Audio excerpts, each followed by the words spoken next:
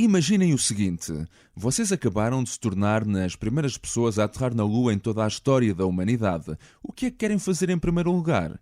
Certamente dormir não é uma das coisas em que pensaram logo, pois não? A NASA tinha previsto inicialmente um período de descanso de várias horas dentro do módulo lunar depois dos astronautas aterrarem, mas Armstrong pediu à sala de comando para antecipar a saída em várias horas, porque não é todos os dias que se abre uma porta que dá para a história. Ignition sequence starts.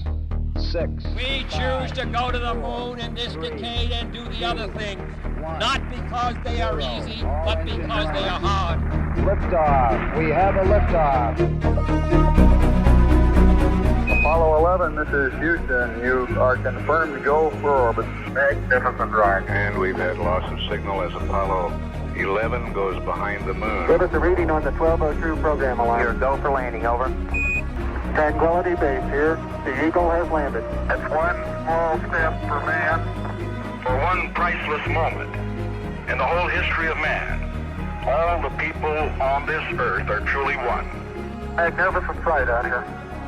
Magnificent desolation. Magnífica desolação. Episódio 7. Um segredo nunca revelado.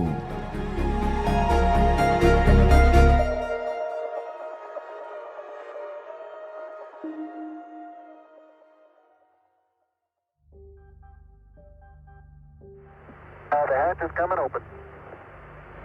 Hatch reported coming open at 109 hours, 8 minutes, 5 seconds.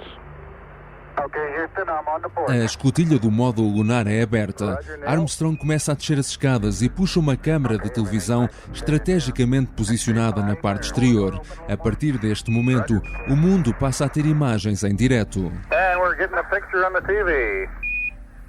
You got a good picture, huh? Em direto da superfície da Lua escrevem as televisões. A imagem é meio fantasmagórica, a preto e branco e com grande contraste, mas é o suficiente para perceber o que está a acontecer. There's a foot coming down. There he is. There's a foot coming down the steps. Anos mais tarde, o jornalista da CBS, Walter Cronkite, recordaria a tensão vivida naquele momento. We were aware that there was still a long way to go, They had to open up that limb. Sabíamos que ainda havia um longo caminho a percorrer. Agora eles teriam de abrir o módulo lunar e ficar expostos ao ambiente da Lua. Eles iriam testar os fatos pela primeira vez naquele ambiente. E era impossível testar isso na Terra. Não podíamos criar aquele estado de gravidade na Terra.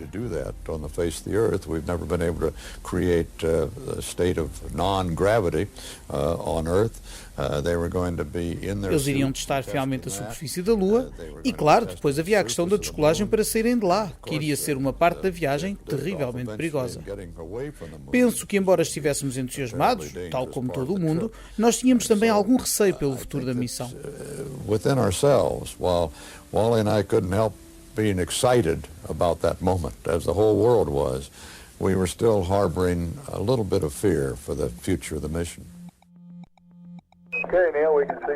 O primeiro passo é, na verdade, um passo tímido. Armstrong vai com a bota ao chão e volta a subir ao primeiro degrau das escadas. É o mais prudente, garante o astronauta para Houston.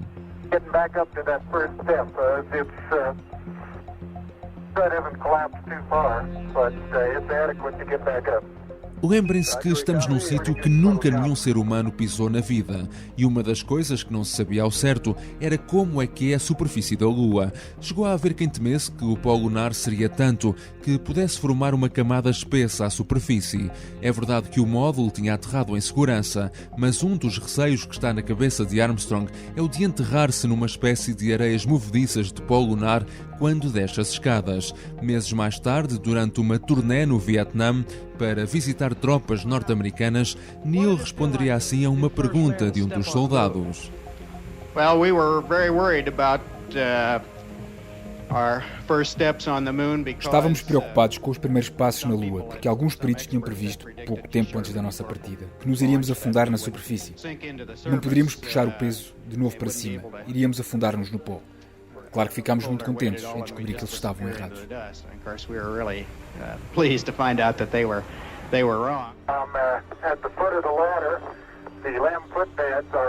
O que é que diz uma pessoa que pisa pela primeira vez um outro mundo que não a Terra? As palavras de Armstrong ficariam para a história como um dos grandes marcos de todo o século XX. Mas, curiosamente, ele desvaloriza-as e garante mesmo que só decidiu totalmente o que iria dizer depois de assegurar que conseguia mesmo aterrar. Só pensei nisso depois da aterragem. Não tinha confiança na nossa capacidade de conseguir aterrar em segurança. Por isso, não perdi tempo a pensar nisso antes de aterrar. E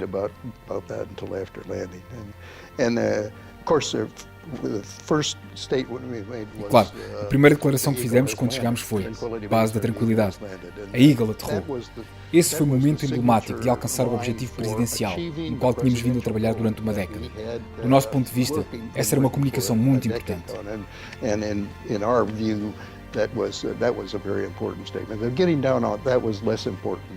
Depois, descer já era menos importante.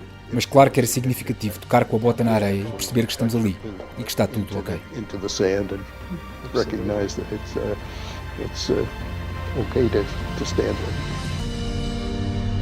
That's one small step for man, one giant leap for mankind. I remember very vividly. Lembro-me nitidamente de ver, a preto e branco, a figura meio fantasmagórica de Neil Armstrong a descer as escadas e a pôr o pé na Lua e dizer: um pequeno passo para o homem, um salto gigantesco para a humanidade. Palavras perfeitas. O Neil esteve perfeito. Perfect words. Neil did it perfectly. Oh, thank you, television, for letting us watch this one. There's something. Mais de 500 milhões de pessoas assistiram a este momento em direto pela televisão em todo o mundo, naquela que era a maior audiência televisiva de sempre. John Logsdon, o fundador do Space Policy Institute de Washington, que no dia da partida tinha visto os astronautas a passar mesmo à sua frente a caminho do foguetão, recorda como esteve quase a perder o grande momento televisivo do século. No dia da aterragem, tinha que ser logo nesse dia. A luz foi abaixo no nosso apartamento. Tivemos de ir a correr para a casa de uns amigos e assistir aos primeiros passos na Lua numa pequena televisão a preto e branco. Dava Newman lembra-se de ser criança e estar sentada à frente da televisão de casa dos pais em Montana a ver tudo.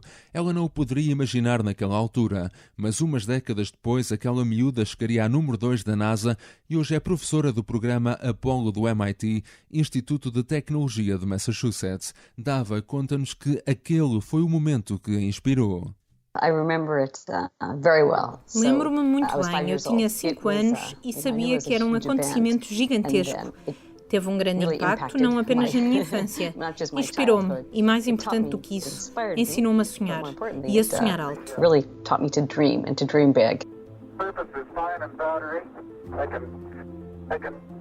Em Portugal já é madrugada quando Armstrong se torna na primeira pessoa a pisar a superfície lunar.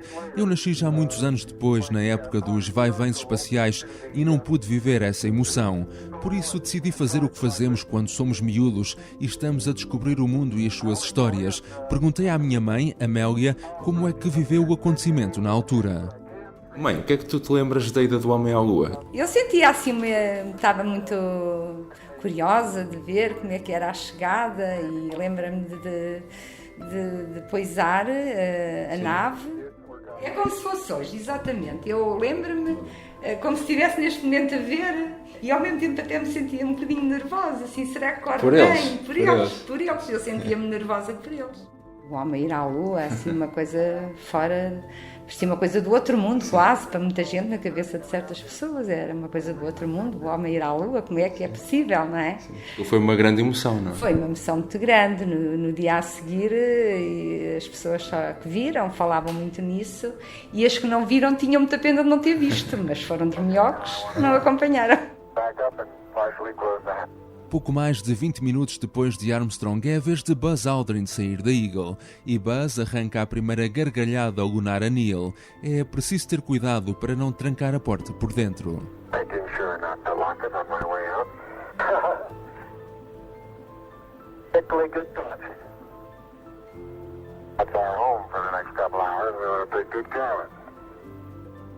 Armstrong vai dando indicações a Aldrin à medida que este vai descendo as escadas. Até que Aldrin dá possivelmente a melhor definição possível daquilo que vê diante de si. Beautiful view. Isn't that something? Magnificent sight, Andrew.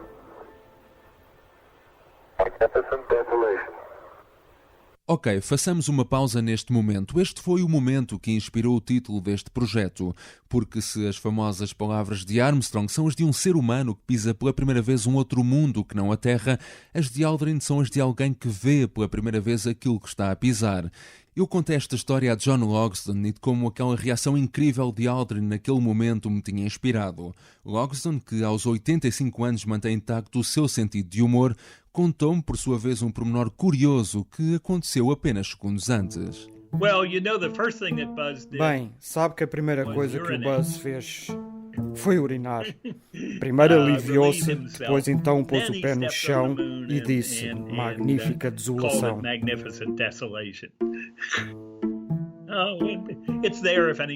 É uma história conhecida se procurarem, não é segredo nenhum. Foi quando estava ao fundo das escadas.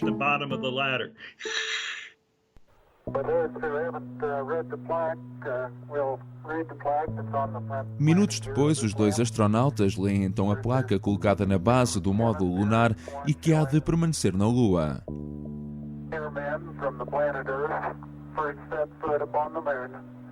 July 1969, ET. It came in peace for all mankind. Armstrong posiciona a câmara de televisão a cerca de 12 metros do módulo para o mundo poder ver os movimentos dos dois astronautas. Começam a montar várias experiências científicas, entre elas uma experiência solar e um sismógrafo. De uma das pernas da Eagle, retiram uma bandeira dos Estados Unidos que deixarão simbolicamente hasteada na Lua. Yes, indeed. They've got the flag up now, and you can see the stars and stripes on the lunar surface. It's beautiful, just beautiful. Enquanto tudo isto se passa, Michael Collins está completamente sozinho em órbita. Naquelas horas, Collins foi o homem mais solitário do universo, sempre que perdia as comunicações quando orbitava o lado obscuro. Quem estava na Terra a ver pela televisão viu melhor o acontecimento na sua sala de jantar do que Michael Collins, que estava ali tão perto, mas ele não parece ter-se importado nada com isso, como ainda este ano disse à BBC, já com quase 90 anos de idade. No human being has ever been more isolated than you were. So what? E Collins teve de passar uma vida inteira a responder às mesmas perguntas, que começaram logo após a chegada. Most of the questions to me from the press centered on As perguntas que me fizeram depois, nas conferências de imprensa, eram sempre: você era o homem mais sozinho, na órbita mais solitária, na noite mais solitária.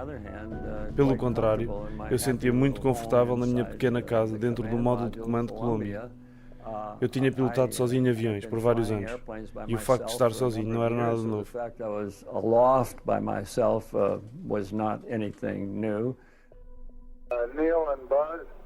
Cá embaixo, os dois astronautas recebem um telefonema de longa distância. Richard Nixon, o homem que tinha sido derrotado por John F. Kennedy nas eleições de 1960, foi, ironicamente, o presidente que acabou por ter a glória de ver um americano na Lua durante o seu mandato.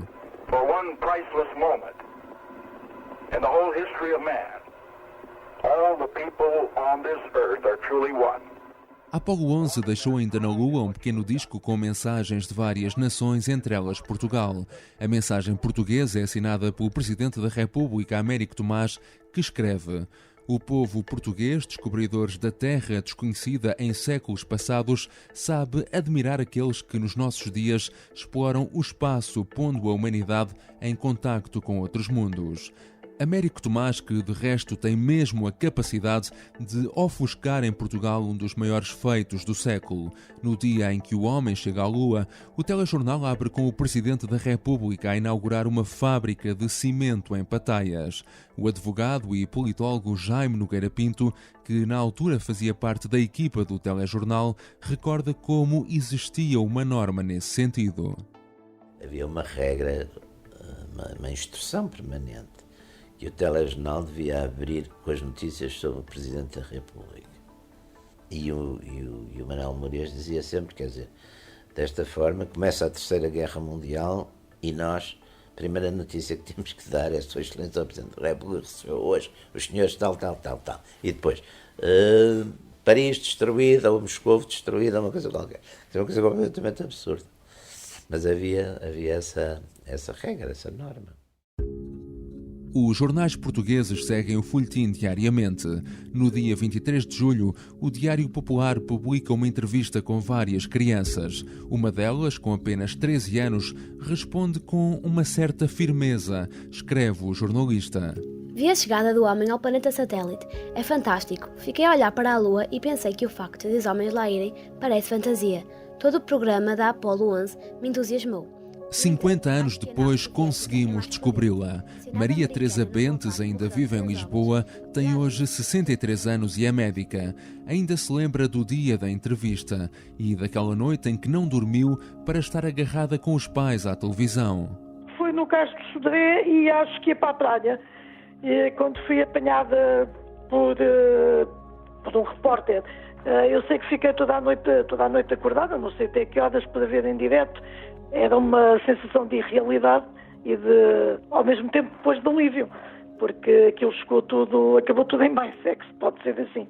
Portanto, irrealidade e alívio, acho que são as duas sensações. Neil Armstrong foi o primeiro a sair e o último a regressar ao módulo lunar. No total, passou cerca de 2 horas e meia na Lua. E há um episódio que ainda hoje em dia permanece envolto em mistério. Conta-se que durante os cerca de 10 minutos em que esteve sozinho e afastado da Eagle, Armstrong terá deixado algo em homenagem à filha que morreu apenas com 2 anos, num episódio que marcou para sempre a vida do astronauta.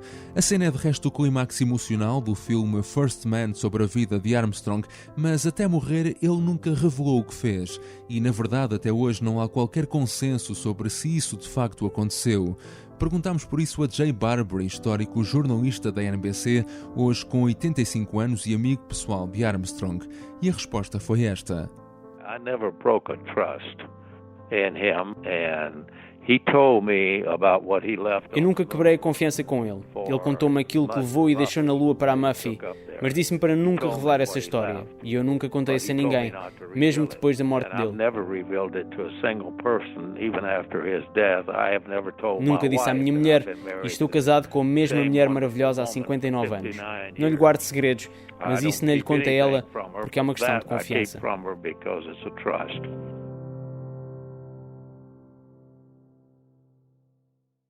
Armstrong e Aldrin dormem quase 7 horas dentro do módulo lunar antes daquele que é considerado um dos momentos mais críticos de toda a missão. Vão ter de disparar o motor do módulo para ascender de novo em órbita e se juntarem a Michael Collins. A manobra é de risco elevadíssimo, mas ao menos a pista não está congestionada, nota Buzz Aldrin.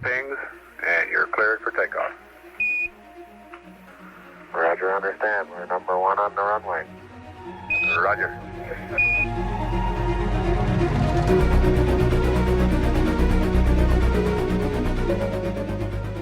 Neste episódio, gostaria de fazer um agradecimento especial ao jornalista Adelino Gomes, que me enviou vários recortes de jornais da época e me sugeriu a história dos miúdos que foram entrevistados no Diário Popular. Sem a generosidade dele, não teria conseguido chegar a essa e outras histórias. E um segundo agradecimento também à Rita Teixeira, que gravou a voz da menina de 13 anos que há 50 anos e de posição firme falou para o Diário Popular.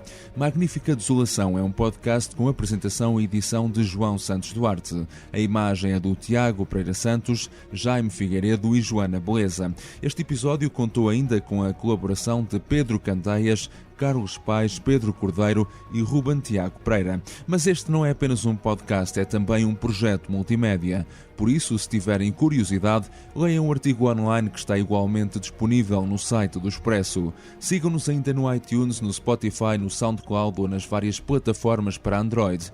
E acompanhem connosco o dia-a-dia de uma das maiores aventuras da humanidade.